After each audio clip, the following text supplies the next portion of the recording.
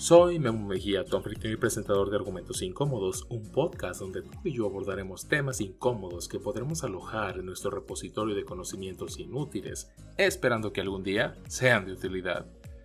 Si pueden y quieren, síganme en Twitter, Facebook e Instagram como Argumentos Incómodos Podcast y en YouTube como Argumentos Incómodos. Activen la campanita de notificaciones y denle pulgar arriba.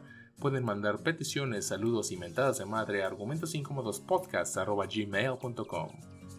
Y sin más preámbulo, pues comencemos.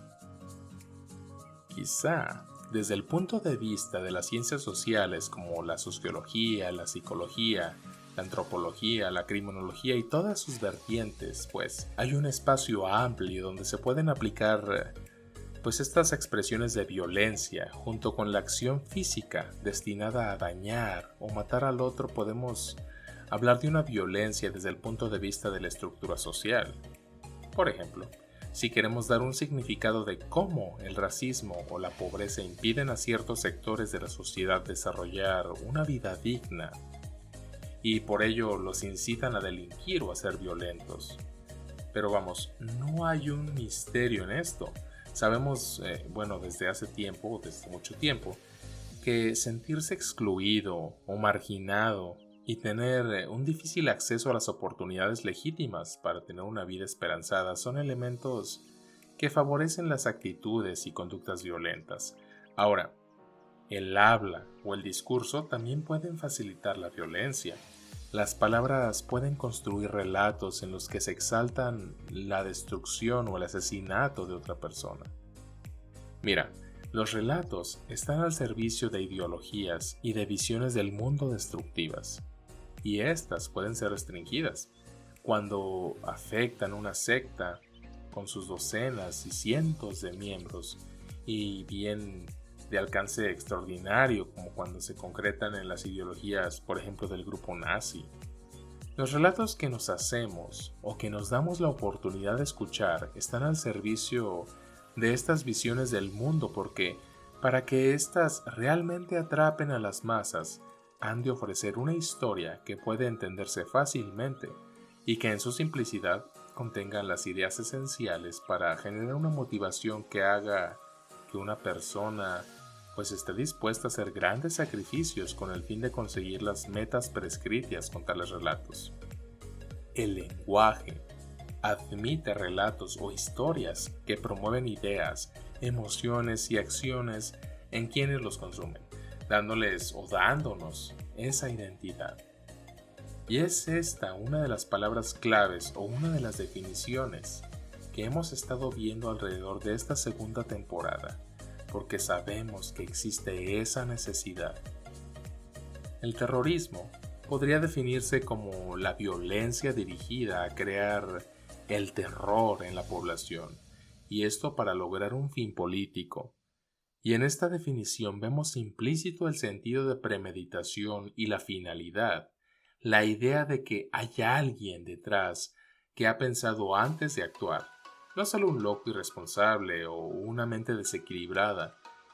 El acto terrorista tiene pleno sentido racional para la persona que decide llevarlo a cabo.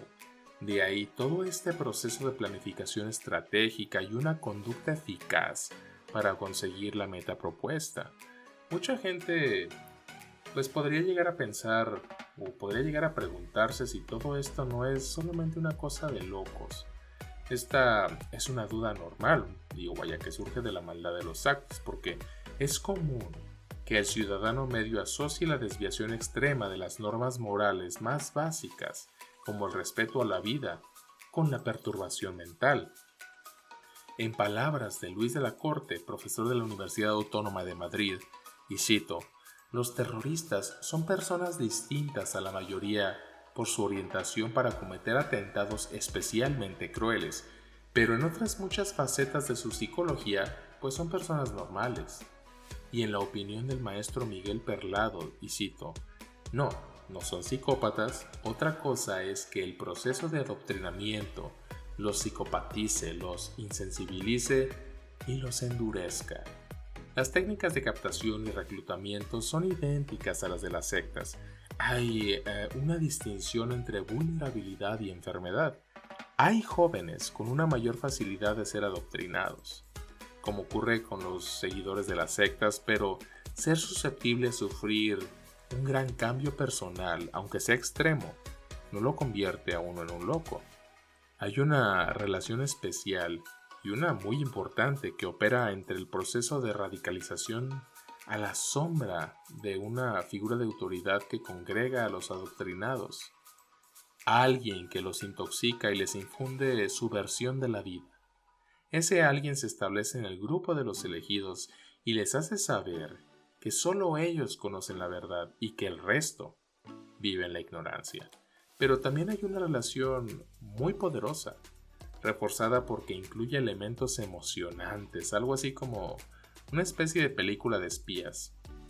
Ya hablábamos en los episodios pasados de que la cultura nos proporciona un contexto simbólico en el que participamos y nos ofrece un sentido de orden, permanencia y significado frente al caos de la destrucción. Lo que pasa aquí es que los jóvenes o las personas que son captadas o reclutadas por grupos extremistas viven, pues, esta gran aventura. Se establece entre ellos una especie de relación muy especial que cada vez se refuerza más porque están más cerca de su objetivo final. Y bueno, dado que lograr su meta implicará casi con toda seguridad su muerte, se refuerza más en ellos su adhesión a la causa. Cuando las personas sienten con mayor fuerza esta presencia o esta amenaza de muerte, aunque sea en un nivel puramente simbólico, una fuerza de hacer frente al sentimiento de angustia ante ella es afirmar más los valores de la cultura, volviéndose más hostil a los valores de otras culturas que rivalizan con la suya. Este momento exige la pérdida del tabú moral que nos impide matar. ¿Cómo se logra esto? ¿Cómo superan los terroristas la natural tendencia que tenemos los seres humanos a inhibir el acto de matar? Existe un concepto del psicólogo Albert Bandura que se llama desvinculación moral. Y aquí hay que tomar en cuenta que, así como un asesino múltiple, el terrorista no se considera amoral. Todo lo contrario, la desconexión moral que tienen está asistida por otra moral más poderosa y cuyos motivos precisamente son más poderosos que la moral convencional. Hay una modificación radical de esta percepción, hay una obligación de su fe y por ello hay un acto plenamente moral. Las células terroristas han de desconectar sus procesos de autorregulación moral y evaluar lo que implica utilizar la violencia. Es un proceso gradual que algunos miembros puede que ni siquiera reconozcan. Esto es importante, claro, porque es necesario que antes de que una persona participe en una acción violenta, sea capaz de justificarla. Y es aquí donde entran los líderes de la célula terrorista, así como los líderes de una secta facilitan esta labor no permitiendo que sus discípulos vean tales hechos bajo un componente emocional. De esta forma es fundamental la división entre el nosotros y el ellos, con lo que el camino está dispuesto para deshumanizar a las víctimas, que se incluyen como ellos. Reconocer al otro como humano o como un semejante a nosotros dispara los mecanismos de inhibición de la violencia, como la empatía. Otro mecanismo citado por Albert Bandura que podría indicarnos el asesinar, el que denomina comparación ventajosa, a partir de la cual se observa que los ideales que el grupo terrorista pretende conseguir son muy superiores a los que encarna el grupo al que hay que aniquilar. En todo este proceso es de gran ayuda a utilizar las palabras adecuadas y redefinir este acto violento que se va a realizar. Por ejemplo, los nazis hablaban de una solución final para referirse al Holocausto, mientras que los terroristas jihadistas califican sus atrocidades como una guerra santa. Mira, decir los terroristas son personas normales o racionales, pues no ayuda de gran cosa para comprender realmente cómo son. En un sentido amplio, o mejor dicho, en un sentido más generalizado, hay tres aspectos en la cuestión acerca de la conducta terrorista. La primera es intentar averiguar cómo actúan los terroristas Y aquí integramos el cómo es el operativo logístico detrás de estos actos. La segunda es cómo piensan.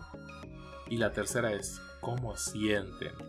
Lo más sencillo, es investigar las dos primeras interrogantes, porque existen métodos para analizar los actos y los modus operandi del terrorismo, así como el discurso ideológico, pero profundizar en el mundo de los sentimientos es un poquito más difícil, porque es comprender por qué las personas piensan y sienten como lo hacen, comprender el mundo tal y como estas personas lo comprenden, sus miedos, sus sueños, sus deseos, y no como meros datos en una encuesta. Si bien existimos dentro del plano objetivo, hay un proceso de integración en el plano subjetivo. Si una persona se siente tratada injustamente, percibirá una afrenta o un agravio, aunque de forma objetiva no vive en situaciones de pobreza o marginación. Uno puede sentirse injustamente tratado en relación con otros jóvenes de su entorno.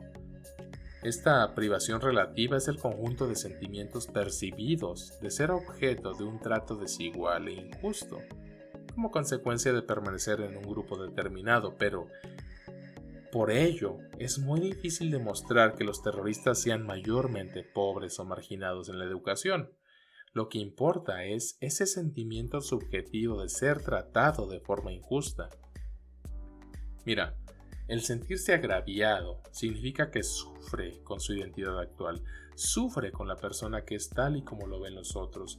Junto con ese trato injusto, tal identidad puede sufrir también a causa de que el joven no tiene una comunidad fuerte que lo ampare.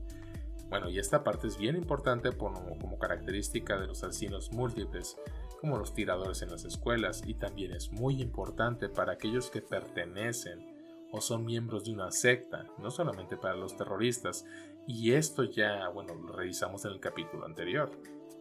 Las organizaciones terroristas suponen una fuente importante de identidad y propósito a sus miembros, con el resultado de que los ayudan a sobrellevar la incertidumbre que los angustia. El crimen terrorista genera certezas, y con ellas el individuo se convierte en terrorista. Ya no tiene que enfrentarse al desafío que tiene todo ser humano por el hecho de vivir, construir una vida, hacerse como persona, lidiar con estas frustraciones y pelear por las aspiraciones que lo motivan. Como les decía, el terrorismo construye un gran relato donde las respuestas están dadas y el individuo no tiene sino que seguir estas prescripciones ya muy nítidas. A cambio de no pensar, su existencia toma una dirección clara. Como producto de este gran relato, en el que el sujeto asumido por el que él, poseedor ahora de una nueva identidad, vence a la incertidumbre de su propia existencia y le proporciona un sentido último, un sentido de vida, al ser capaz de sacrificar todo por un fin que está por encima de cualquier otra cosa, en defensa de la cual su penalidad e incluso su vida son hechos irrelevantes. Mira, no hay duda de que los terroristas buscan generar terror y presentar ante el mundo sus reivindicaciones políticas, por vagas o poco precisos que sean. Pero los crímenes de los terroristas pueden tener también un sentido existencial al comunicar igualmente diferentes tipos de significados en torno a lo que ellos son. Su conducta es un proyecto de autoafirmación, de creación de una identidad poderosa, la de unos soldados en plena y moralmente justificados para enfrentarse a los infieles, que son los enemigos declarados de su auténtica religión o de su auténtica realidad. Los profesores Anne-Marie Oliver y Paul Seiber se refieren a los terroristas suicidas mediante bomba de la siguiente manera, y cito: esta táctica, particularmente brutal y despiadada, bien puede ser un acto racional desde la perspectiva de quien la ordena, pero para los propios sujetos que han de detonar la bomba, todo el proceso de preparar y ejecutar la acción bien puede ser la culminación de una odisea personal, el último acto simbólico dentro de un proyecto más amplio de construcción de su identidad. Así pues, de forma paradójica, la misión suicida puede ser tanto un acto de autodestrucción como un acto de autocreación. Estos tíos saben que van a morir, La vida tradicional en este tiempo de espera ya les resulta insoportable. Solo están deseando hacerlo. Al mismo tiempo, nosotros tenemos el sentimiento de que la vida nunca les ha parecido a ellos mejor. Es tan intensa, tan exuberante, tan llena de sentido. Quizás sea esta la razón por la que no paran de sonreír. La frustración existencial puede ser particularmente fuerte entre aquellos sujetos que tienen severas limitaciones en desarrollar una vida digna, una vida que les proporciona un sentido.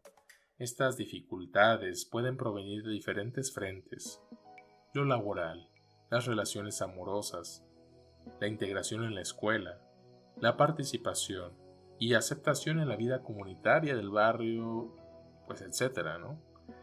En buena medida, las historias que creamos y que nos contamos a nosotros mismos se asocian a las emociones más poderosas y hábiles que nos acompañan. Así, y nos sentimos realizados y capaces de conseguir metas. Nuestro autodiálogo transmite ideas de confianza en nuestra capacidad y pondera nuestro valor como una persona apreciada. Pero si sentimos ira y depresión, sufrimos al considerarnos inferiores y sentirnos maltratados, y solo esperamos resignados una nueva prueba de nuestra incompetencia. Generamos un relato acerca de quiénes somos nosotros y cómo deberíamos ser y qué deberíamos tener. Gracias por escuchar Argumentos Incómodos. Si han disfrutado de este episodio, denle seguir, denle pulgar arriba y un me gusta en las plataformas de Spotify, Anchor, Google Podcast, Apple Podcast y ahora en YouTube. Compartan con sus amigos, familia, los del trabajo y recuerden que los conocimientos inútiles no son más que herramientas que aún no hemos aprendido a utilizar.